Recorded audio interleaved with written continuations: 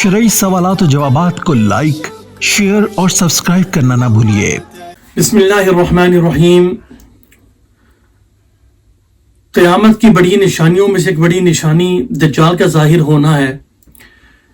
किस्त नंबर 5 में हमने ये बताया था कि हज़रत ईसा अलैहिस्सलातु वस्सलाम दज्जाल को कत्ल करेंगे और उसकी कैफियत को बयान किया था। जब दज्जाल को कत्ल कर दिया जाएगा और उसे कुएं में फेंक दिया जाएगा, उसके बाद हजरत ईसा अलैहिस्सलातु वस्सलाम इस्लाहात फरमाएंगे, जजिया खत्म करेंगे, इस्लाम के अलावा कुछ कबूल नहीं करेंगे, खंजीर को कत्ल करेंगे, नेस्त व नाबूद करेंगे और सदका और ज़कात कबूल नहीं करेंगे।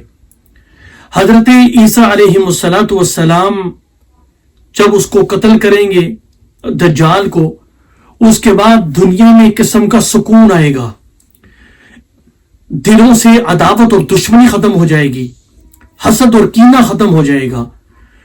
यहां तक कि जो एक दूसरे के बारे में दुश्मनी रखते थे, वो दुश्मनी का उनसर खत्म हो जाएगा। जानवर जो जहरीले हैं, मसलन सांप है, उसका जहर खत्म हो जाएगा। यहां तक कि एक बच्ची अगर उसके मुंह में अपना हाथ डालेगी तो उसे कोई नुकसान नहीं पहुंचाएगा। अगर एक शेर को बच्ची भगाएगी, वो शेर उसे नुकसान नहीं दे सकेगा। यानी हर तरफ सुकून और इत्मीनान होगा, बरकतों का नुज़ूल होगा। और उसके बाद हजरत ईसा अलैहिस्सलातु वस्सलाम किसी कबीले की खातून से निकाह भी फरमाएंगे और आपकी औलाद भी होगी। एक बेटे का नाम मूसा और दूसरे का नाम मोहम्मद होगा। 40 साल तक इस सरजमीन दुनिया पर हजरत ईसा अलैहिस्सलातु वस्सलाम रहेंगे। फिर उसके बाद मुक़अद नामी एक शख्स होगा, उसे अपना जानशीन मुकर्रर फरमाकर आपका इंतकाल हो जाएगा और आपको आप अलैहिस्सलातु वस्सलाम के पहलू में यानी रोज़ा रसूल में आपकी जो है वो तदफीन अमल में लाई जाएगी। उसके बाद जब हजरत ईसा अलैहिस्सलातु वस्सलाम का इंतकाल हो जाएगा तो शाम से एक खुशबूदार मुश्क जैसी खुशबूदार हवा और रेशम से ज्यादा नरम नाजुक हवा जो है वो चलेगी और वो ठंडी हवा जिस मोमिन को लगेगी उसका इंतकाल हो जाएगा। और बाज मोमिन उनको पता होगा कि ये रहमत है, ये हवा हमारे लिए, उसके बावजूद वो गार में चले जाएंगे, पहाड़ों में चले जाएंगे ताकि जो है ये हवा हमें ना लगे। लेकिन चूंकि अल्लाह रब्बुल इज्जत ने क़यामत को बर्पा करना होगा और मोमिनीन को उससे पहले दुनिया से उठा लेना होगा, तो वो होगा क्या कि वो पहाड़ों में और गारों में जहां वो छुपे होंगे, वो मोमिनीन वो हवा वहां तक पहुंचेगी और जिसको भी लगेगी उसका इंतकाल हो जाएगा। जब मोमिनीन दुनिया से चले जाएंगे उसके बाद काफिर रह जाएंगे। इस सरजमीन दुनिया पर सिर्फ काफिर रहेंगे।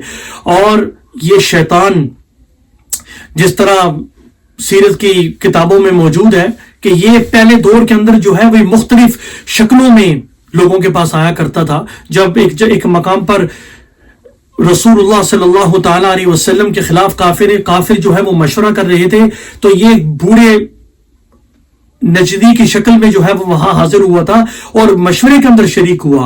और जंग बदर के मौका पर यह सुराका बिन मालिक की शक्ल में था और एक नौजवान के हाथ में इसने हाथ दिया, ये वहां जो है ये मंजर देख रहा था। तो कुर्बे क़यामत ये इंसानी शक्ल में जाहिर होगा, ये जाहिर होगा और लोगों को मशवरा देगा और कहेगा कि मैं तुम्हें मशवरा देता हूं, अगर तुम मेरा मशवरा मानो। तो लोग पूछेंगे कौन सा मशवरा, तो वो कहेगा कि तुम बेहतर ये है कि तुम जो है वो शिरक करो और लोगों को ये जो है वो शिरक की तरफ लगाएगा।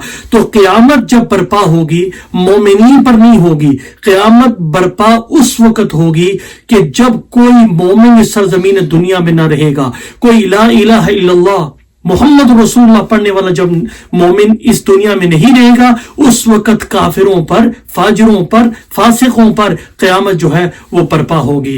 इंशाअल्लाह अज़ीज अगली नशिस्त में हम एक दिलचस्प वाक़या जो है वो आपको सुनाएंगे और वो वाक़या وہ ہے کہ جس میں آپ علیہ الصلوۃ والسلام نے بتایا کہ میں ایک صحابی کی ملاقات دجال کے ساتھ ہوتی ہے.